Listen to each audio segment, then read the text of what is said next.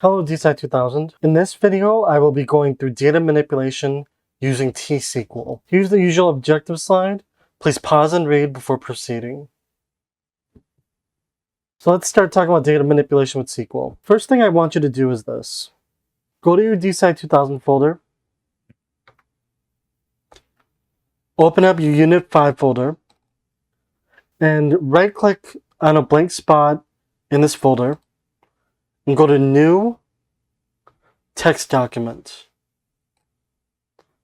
Let's call this SQL.txt, like you see here. If you don't have this option available in your Windows computer, all you need to do is just open up Notepad and create a text file called SQL.txt. What you're going to put in here are your SQL credentials for your database. I'm going to open up this text file, and I'm going to put my username first, enter, and then my database password. And then press enter. Save it with Control S, and I've closed out of the file. I'm going to go back to my DSci2000 folder, and I'm going to open up the rproj file. Let's start an R Markdown document. Go to File, New File, and then R Markdown. Let's call this Data Manipulation in T-SQL. Make sure your output format is HTML, and let's press OK. Then we're just going to delete everything from line 7 onward. Let's make line 7 blank, and let's insert an R code chunk. Let's save this file first to the Unit 5 folder, and we'll just call this SQL and press save.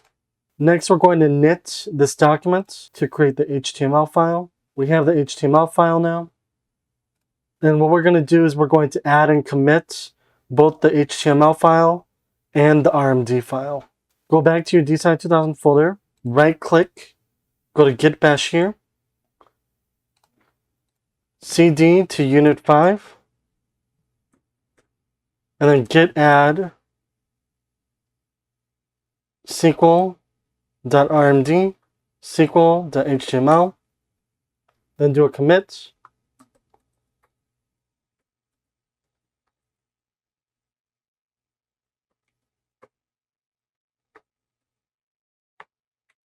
And then git push.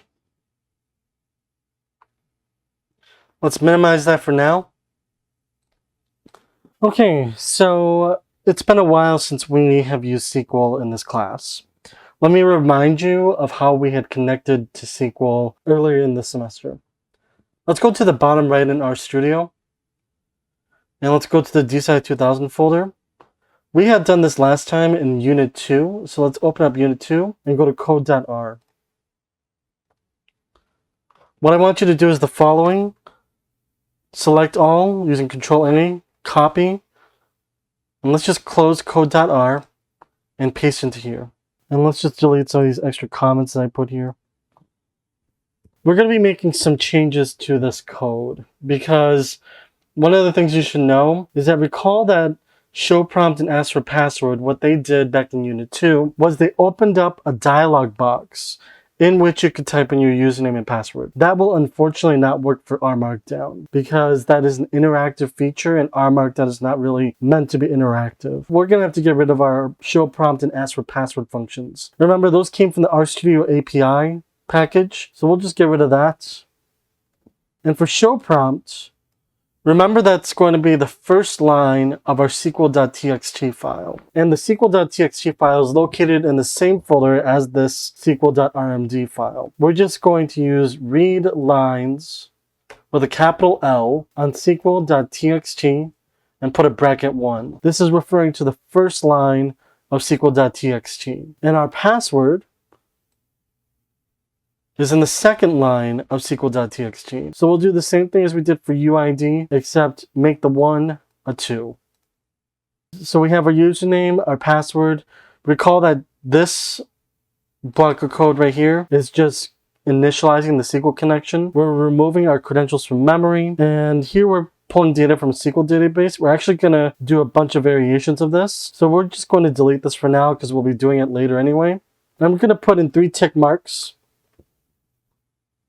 And then right here, I'm going to put in another 3 tick marks and a curly brace, and then an R in between them. And remember, every time you start a SQL connection, you're supposed to close it and remove it from memory. We'll do this at the very end of our R markdown file, so I'll just move this kind of all the way down so we don't have to deal with it until later. Let's save this file and let's hit knit.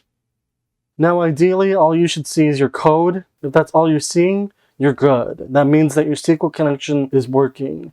If it isn't, please contact me as soon as possible.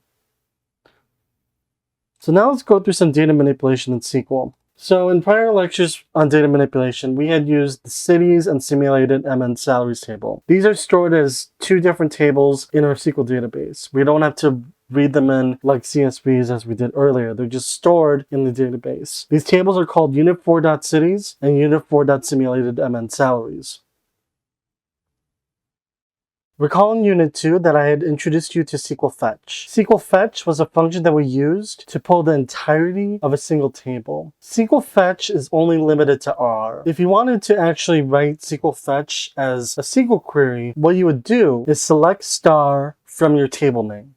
The star refers to all columns of the table. And because we haven't imposed any additional conditions on our SQL query, it's assuming all rows as well. So in other words, this is saying select all columns from the cities table and all rows because we haven't imposed any conditions on the rows. Let's go ahead and do this.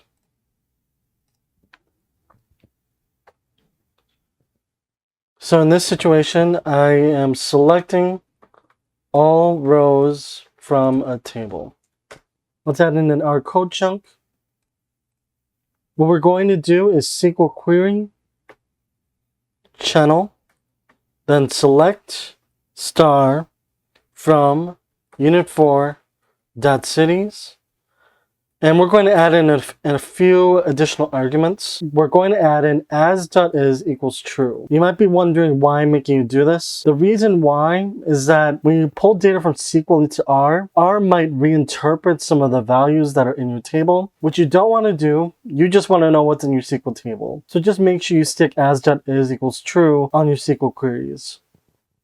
Now I'm going to add in another argument for just max equals 3. What this is doing here is it is pulling a maximum of 3 rows from the query. The reason why I'm doing this is because I don't want to print out the entire table in my R Markdown document. So let's hit knit. In here, you can see that we have pulled the first 3 rows of the cities table.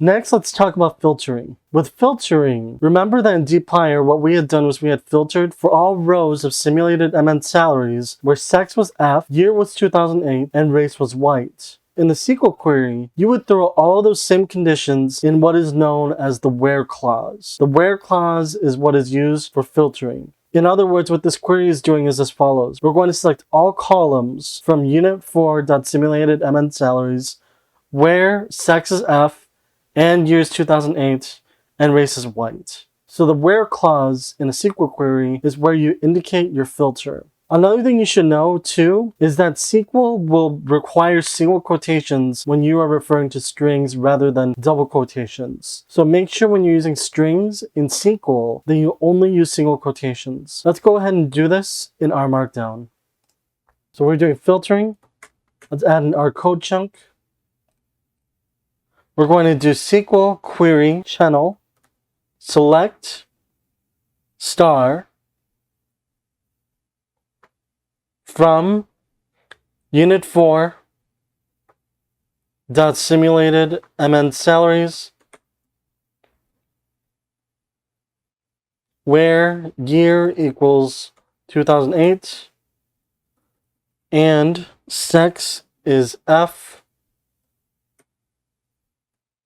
and race equals white. And then don't forget the as.is equals true. And we're going to do max equals 3 so we don't print out the entire table. And just as a reminder, this is extracting rows in simulated MN salaries where year is 2008, sex is F, and race is white. You might be wondering why I spent the time to make sure that these were all aligned in the SQL query. You don't have to do that. I do that merely for readability. I actually prefer it when people write their SQL queries so that they line up so that I can easily figure out what pieces go where. Let's hit the knit button. Let's scroll down. In here, you can see that all of these records have year equal to 2008, sex equal to F, and race equal to white.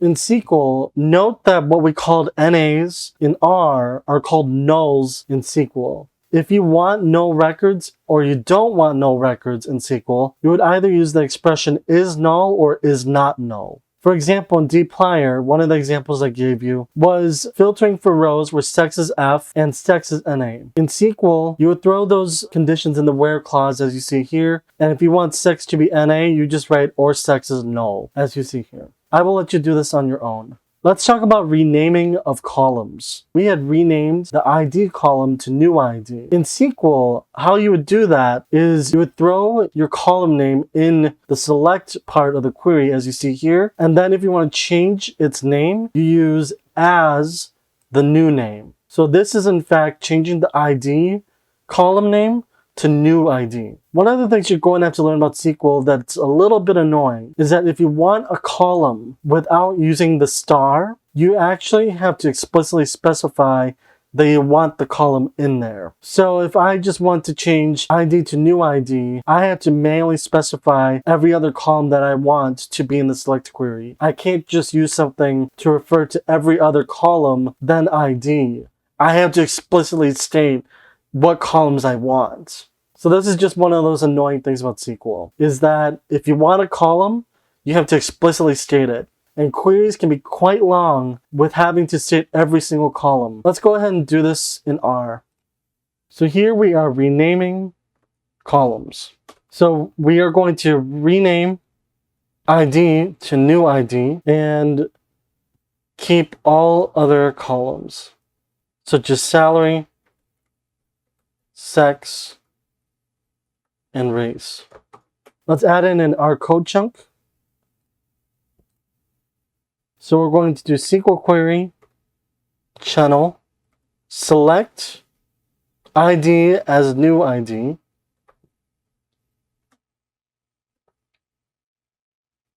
salary, sex, race, from unit 4.simulated and then salaries. And we're going to do as.is equals true and max equals 3. Let's knit this. In here you can see that ID has been renamed to new ID.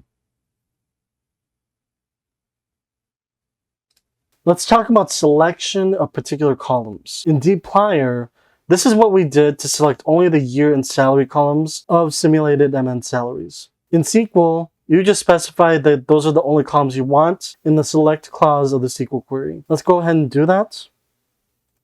We're doing selection of columns. Let's add in an R code chunk. SQL query, channel, select, salary, and sex, from unit 4.simulated MN salaries, as.is equals true, and max equals 3. And here we are selecting the salary and sex columns of simulated MN salaries. Let's hit knit. And here you can see only the salary and sex columns have been selected. Let's talk about finding the unique pairs of race and sex in simulated MN salaries. This is how we did it in dplyr. We took the data frame of simulated MN salaries, we said select only the race and sex columns, and then we processed it through distinct. SQL is very similar. You select only the race and sex columns, and then you throw distinct to the right of select. Let's go ahead and do this in R. Unique pairs of columns. So we want to look for unique pairs of race and sex in the data. Add in an R code chunk. So we're going to do SQL query channel, select distinct race and sex from unit4.simulated mn salaries as.is equals true and max equals 3. Let's scroll up, hit knit, scroll down, and we see here that we have gotten the first 3 cases of distinct race and sex values. I suspect there's not that many of them in the data, so let's go ahead and remove the max equals 3. And hit knit. And now here we have all possible pairs of race and sex that exist in the data. Let's talk about creation of new columns in SQL. So recall that in dplyr, we had created a new column called salary_Canadian, which was 1.33 times salary, using the mutate function. In SQL, you just specify the calculation as you see here, and then you just add as with the column name that you want after it. We're doing the select stars just so that we keep all columns in the original data, and we're just appending salary Canadian on the right of the data frame. Let's go ahead and do this in R.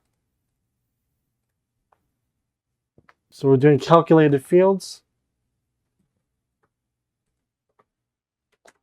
So we're adding salary Canadian to simulated MN salaries. Let's add in our code chunk. And we're just going to do SQL query channel select star and then 1.23 times salary as salary_Canadian from unit4.simulated mn salaries as.is equals true, max equals 3. Let's hit knit. And if I scroll down, I can see that salary Canadian has indeed been added to the simulated MN salaries data frame. In dplyr, I had asked you to do this tax rate calculation on your own. You would create a new column called tax rate using the mutate function, and then you would specify using the case when function, if salary is this, then it's 0.1. If salary meets this condition, then 0.12, and so forth. So conditions are indicated using case when in dplyr. In SQL, it's very similar, except you don't put an underscore between the case and the when. And you also have to specify then for your values. It should be pretty straightforward to see how these two things translate. Like with dplyr, please just do this on your own. Let's talk about sorting by columns. So what we had done in dplyr was we had taken our simulated MN salaries data frame and we had ordered by year and then salary in descending order. How you order by columns in SQL is you use the order by command. You say order by your column name, and if you want it to be descending, you just specify DESC after the column name. If you don't specify DESC, SQL will assume that you want it in ascending order. So if I want year and salary both in descending order, I just say order by year DESC, salary DESC. Let's go ahead and do this in R. Add in our code chunk, and we're just going to do SQL query channel select star from unit4.simulated MN salaries order by year DESC salary DESC. Then we'll do as.is equals true and max equals 3. So remember here what we're doing is we're ordering by year and salary in descending order. Let's hit the knit button. Scrolling down, we can see that within the year 2015 that salary is ordered in descending order based on the 3 rows we're seeing here. Now let's talk about aggregation in SQL. What we had done was we had calculated average salary by year and sex in the data. This is how we did in dplyr. SQL is very similar. In dplyr, what we did was we specified in the group by function year and sex. You do the same thing in SQL under the group by without an underscore year and sex. Mean of salary in R is just AVG of salary in SQL, which just stands for the average of salary. Let's go ahead and do this in R. So we're doing aggregation, and we are doing average salary by year and sex. Add in an R code chunk, and we'll just do SQL query, channel, select year, sex, and AVG salary as AVG underscore salary from unit 4.simulated MN salaries, order by year and sex. And then as.is equals true, and max equals 3. Let's hit the knit button. Then here, what I have are the first 3 rows of average salary by year and sex. My guess is that there aren't that many unique pairs of year and sex in here. So let's go ahead and remove the max from there. And now here we have average salary for every possible pair of year and sex that exists in simulated MN salaries. I had also asked you in dplyr to calculate average salary by year and sex for Asian records only. That's just a filter that's being added to dplyr. Remember in SQL that filtering is indicated using the where clause, so you can just add where race equals Asian to the code we just did earlier for aggregation for calculating mean salary. I will let you do this one on your own. Another thing that you should know is that in SQL, there's a difference between filtering prior to aggregation, i.e. when the mean is calculated, versus filtering after aggregation. If you filter before the mean is calculated in this situation, you would use where, just like what we did here. But if you filter after aggregation, you use having. So the one thing I want you to get from this is that filtering prior to aggregation is done using where. Where will occur before the group by in the SQL code. However, if you filter after aggregation, after the means are calculated, you will want to use having. And observe here that having occurs after the group by. I will let you do this one on your own. Now let's talk a little bit about incorporating the cities dataset. Recall that what we had done in dplyr was we had discussed how to perform an inner join, left join, right join, as well as full join from simulated MN salaries to cities based on the ID column. How you would do that in SQL is you would just make sure that from has the table on the left, which is simulated MN salaries, and then inner join will first have the table on the right, and then to specify that you're joining by the ID columns, you will want to use simulated MN salaries.id to refer to the ID column of simulated MN salaries, and cities.id to refer to the ID column of city. This is for an inner join. Inner join can also be replaced with left, right, full, and remember that outer means the same thing after you put it after left, right, or full. So you can also use left outer, right outer, or full outer. So that is how you do left, right, and full joins in SQL. Let's go ahead and do this in R. So we are discussing joins in SQL. So we're doing an inner join between unit 4.simulated MN salaries and unit 4.cities using the ID columns. Add in an R code chunk.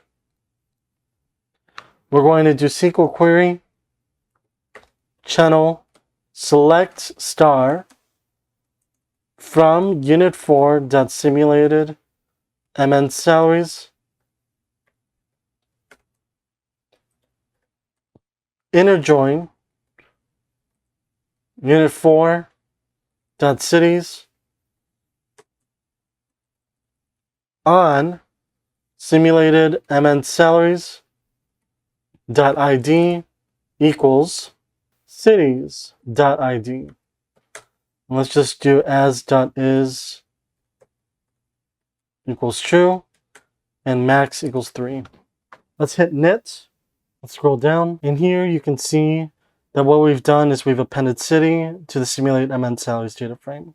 You'll notice here that what's happened is that ID is being repeated twice. That's because this ID column is coming from cities and this ID is coming from simulated MN salaries. If you only wanted one of these ID columns to appear, you would have to do simulated MN salaries.id to make it clear that you're using the simulated MN salaries ID column, comma year, comma salary, comma sex, comma race, comma city.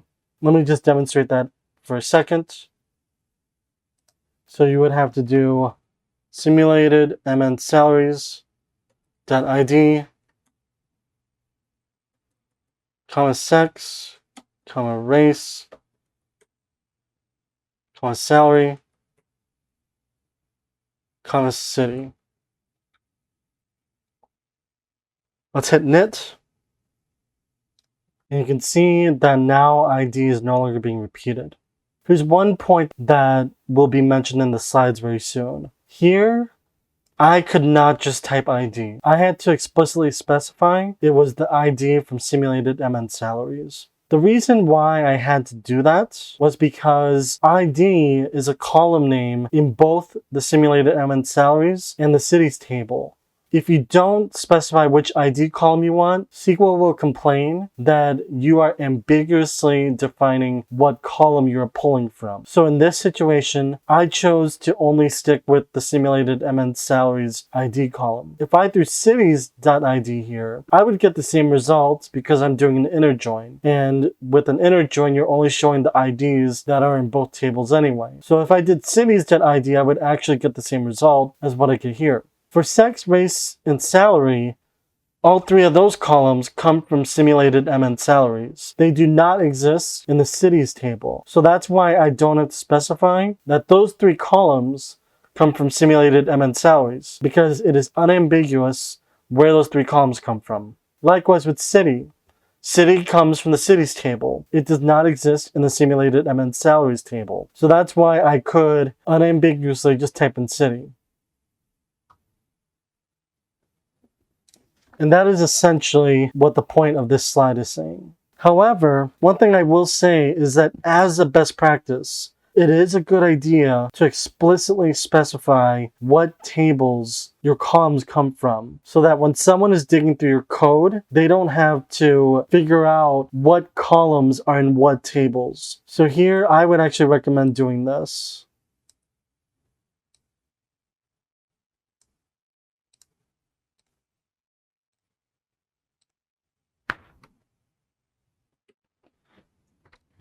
And this will give you the same results, but this is more clear in that it tells me this is the table and this is the column I'm pulling from it. When you start doing joins with multiple tables, it only becomes more of a necessity if someone is reviewing your code to know what columns contain what tables. Thus, as a general practice, I do recommend explicitly specifying what tables your columns come from, like I've done here.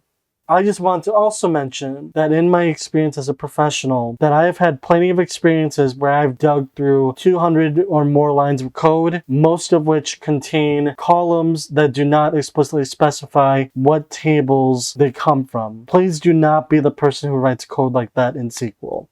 The last thing I want to tell you about SQL is that particularly when table names get very long, you can assign your tables aliases. So for example, let's say I get tired of typing simulated MN salaries every time. I could, if I wanted to, just give simulated MN salaries an alias using as and whatever I want to use as the new name for that table. And I can use that new name in referring to the column names as well as in the inner join, so I don't have to type in the full simulated MN salaries. Let's go ahead and do this in R. So we're doing aliases. I'm just going to copy and paste that code here. And here we're using an alias for simulated MN salaries. So we're just going to call this as salaries. And everywhere we have a simulated MN salaries, we could just replace it with salaries.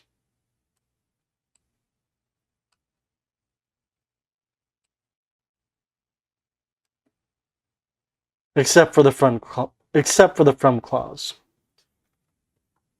One of the things I want to mention is that aliases can be easily abused. I have seen a lot of code in my professional experience where people choose to only use one-letter aliases. Please do not do that, because I find that in those situations, especially when your code gets long, that it becomes very cumbersome to review others' code and to know exactly what columns tables come from. So please be careful when using aliases. Make sure that when you use an alias, that you choose an alias that is descriptive of the table you're pulling it from. So these are just salaries. That's why I chose to use salaries as an alias. But if I, for example, chose a one-letter alias, say S, these would all just be S's for salaries. That code is a lot more difficult to read than if you actually just called it salaries. Please do not be that person who writes one-letter aliases for your SQL queries.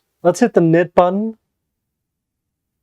And here's our code with the alias for simulated MN salaries. Observe that the output is identical to exactly what we had without the alias. Here's what we're going to do next. We're finished with this lecture, so I'm just going to do a commit on this.